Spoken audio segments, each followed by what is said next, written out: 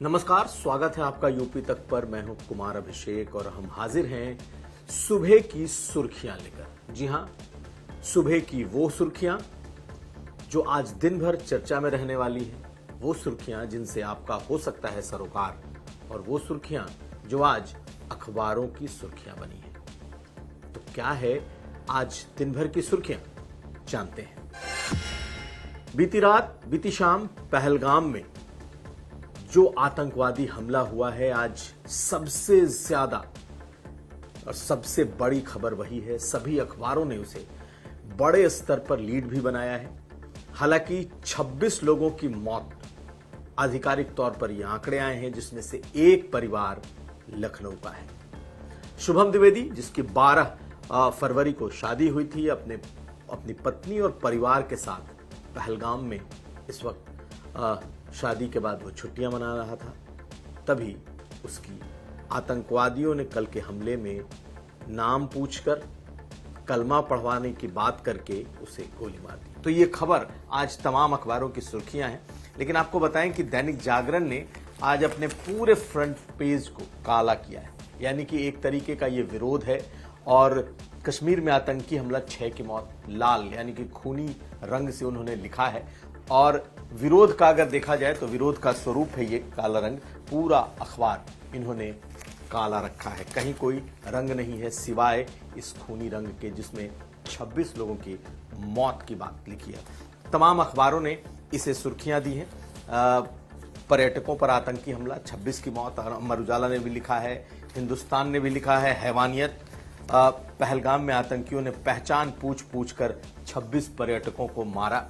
तो तमाम अखबारों ने इसे ही सुर्खियां बनाई है। और ये देश की ऐसी खबर भी है जो आज सबसे बड़ी खबर है। लेकिन उत्तर प्रदेश के लिहाज से अगर देखा जाए तो शुभम द्विवेदी, जो कि इस हमले में मारे गए हैं, इस हमले में आतंकियों ने उनका नाम पूछा, कलमा पढ़ने को कहा और फिर गोली मार दी।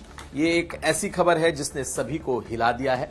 और अगर देखा जाए तो इस कहानी के बारे में है कि अभी कुछ महीने पहले ही शादी हुई थी।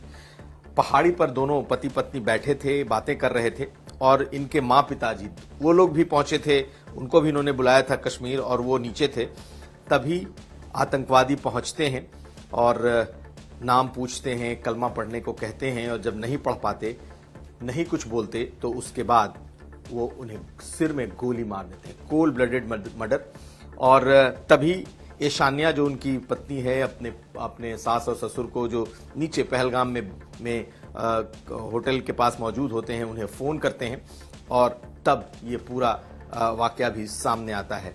यही नहीं, उसकी पत्नी को आतंकी कहते हैं, सरकार को बता देना, आतंकियों ने गोली बरसाई है। तो बेहद ही हैवानियत भरा दृश्य। लेकिन अगर देखा जाए तो किस तरीके से इसे अंजाम दिया गया है, सभी अखबारों ने इसे अपने यहां जगह दी है। जिस तरीके के रिएक्शंस आ रहे हैं वो भी अपने आप में हैं। और सबसे ज्यादा अगर किसी एक रिएक्शन की चर्चा है तो वो राजा भैया और रघुराज प्रताप सिंह, उन्होंने ट्वीट किया है, और जो उन्होंने लिखा है वो भी पढ़ने लायक है। कश्मीर में हिंदू तो पहले ही मारे काटे जा चुके हैं, जो जान बचाकर भागने में सफल रहे वे अपने ही देश में आज भी शरणार्थी हैं। राजा भैया का ये लंबा सा एक्सपोस्ट लिखा है इस घटना के बाद। अब अपने पर्यटक भाई बहनों से कहना चाहूंगा कि जब हम अपने बच्चों को गर्मियों की छुट्टियों में कश्मीर घुमाने ले जाते हैं, तो न सिर्फ अपने परिवार के जीवन को खतरे में डालते हैं, बल्कि आतंकवादी, अलगाववादी, जिहादी ताकतों को आर्थिक रूप से मजबूत करते हैं। इतना ही नहीं, हम अनजाने में ही अपने खिलाफ छेड़े जा रहे जिहाद को अपने ही जेब से फंड करते हैं। ये राजा भैया ने लिखा है। राजा भैया हाल के दिनों में उन्होंने एक लाइन ली है, डल झील में नावों पर सपरिवार सेल्फी लेकर हम विश्व को यह संदेश देते हैं कि कश्मीर में अमन चैन है। लेकिन आज फिर एक बार असलियत सबके सामने आ गई। इसमें कोई शक नहीं कि कश्मीर में लगभग सभी की मानसिकता अलगाववादी है।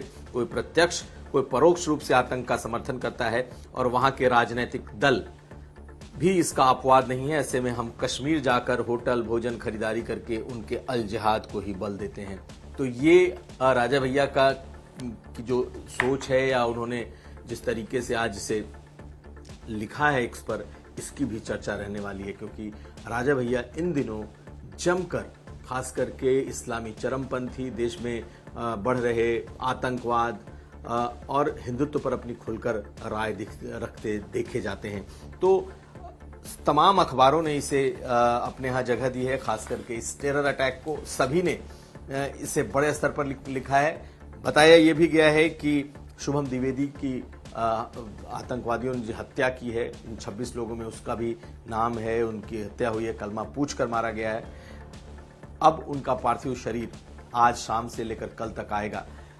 पूरे देश की आंखें नम है, उत्तर प्रदेश की भी आंखें नम है। लेकिन कुछ और खबरों की तरफ बढ़ते हैं। कल यूपीएससी के नतीजे आए हैं और यूपीएससी के नतीजों में इस बार उत्तर प्रदेश ने बाजी मारी है और ये एक सुखद खबर है।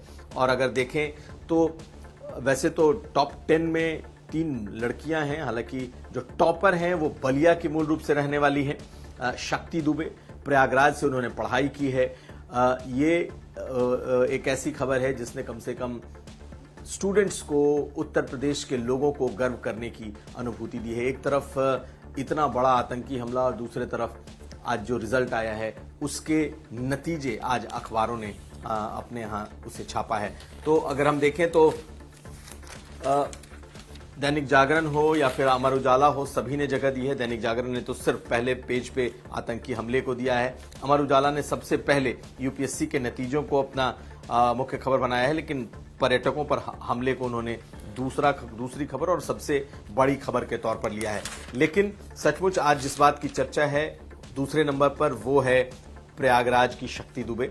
और 5वीं अटेम्प्ट में शक्ति दुबे ने यह स्थान प्राप्त किया है। और इसके अलावा लखनऊ की कुमुद मिश्रा, अमन तिवारी, इन 2 लोगों ने भी 69th और 74th रैंक लेकर के आए हैं। दोनों लखनऊ के रहने वाले हैं। और उत्तर प्रदेश में जो अभी तक लिस्ट सामने आई है उसमें 19 लोगों का चयन हुआ है। और यूपीएससी में 19 लोगों को तो सिर्फ अवध के हैं, जिसमें से गोंडा, अमेठी, रायबरेली, श्रावस्ती, सीतापुर, लखीमपुर, सुल्तानपुर, यानी कि अगर आप देखा जाए तो उत्तर प्रदेश के अवध से सिर्फ 19 लोग चयनित हुए हैं। तो ये कह सकते हैं कि बहुत ही सुखद खबर के तौर पर इसे देखा गया है और सबों के संघर्ष को लिखा गया है। तीसरे खबर पे एक अच्छी और खबर, 5वें और जो 6ठा वेतनमान है जो स्टेट गवर्नमेंट ने लागू किया है, उसमें इनका डीए बढ़ाया गया है। ये भी खबर आम लोगों के लिए है जो कि सरकारी कर्मचारी हैं। और 5वीं वेतनमान में 466 व 6ठी वेतनमान में 252% का महंगाई भत्ता मिलने जा रहा है। और नगद भुगतान 1 अप्रैल से दिया जाएगा और इसका एक शासनादेश जारी हुआ है। तो देखा जाए तो ये कुछ ऐसी खबरें हैं जो कि जिसने की अपनी जगह बनाई है। इसके अलावा 2 ऐसी खबरें हैं जिस पर लोगों का ध्यान जाना चाहिए। 4 लोग, आपको याद होगा संभल हिंसा, इसमें 4 लोगों पर हत्या का आरोप लगा है। गुलाम, मुल्ला, अफरोज व वारिस, ये सभी के सभी जो साठा है वहां का, शारिक साठा, जिसके गैंग ने उस हत्या को अंजाम दिया था जब जिस दौरान सर्वे चल रहा था और हिंसा हुई थी, तो उस पर ये 4 लोगों पर हत्या का आरोप लगा है। आज इसकी चार्जशीट फाइल हुई है। इसके अलावा दारुल उलूम में स्मार्टफोन पर पूरी तरीके से बैन लगाया हुआ है और अगर कोई पकड़ा जाता है तो उस पर बड़ी कार्रवाई होगी। कुल मिलाकर के ये तमाम ऐसी खबरें हैं जिन्होंने आज की सुर्खियां बटोरी हैं। और आखिर में एक और पॉजिटिव खबर, संदीप नाम के एक शख्स की एक्सीडेंट में मौत हुई। वो पिछले कई दिनों से वेंटिलेटर पर था, ब्रेन डेड था, लेकिन वो जाते जाते उसने एक और जिंदगी दे दी किसी को। ये एक खबर बनाई है एनबीटी ने। डॉक्टरों ने ब्रेन डेड घोषित करने के बाद परिवार ने उसके लिवर को दान किया है और उसके लिवर को ट्रांसप्लांट भी कर दिया गया एक लिवर सिरोसिस के पेशेंट को। तो जाते जाते संदीप अपनी जिंदगी दे गए, किसी को जिंदगी दे गए। ये भी खबर एक बड़ी खबर के तौर पर, पॉजिटिव खबर के तौर पर लिखी है। तो आज जो ये खबरें हैं इसमें सबसे ज्यादा अगर चर्चा है तो उस आतंकी हमले की और यूपीएससी के रिजल्ट की। तो लखनऊ से आज सुर्खियों में इतना ही। कल सुबह आपसे फिर मुलाकात होगी। तब तक आप हमें दीजिए इजाजत। देखते रहिए यूपी तक।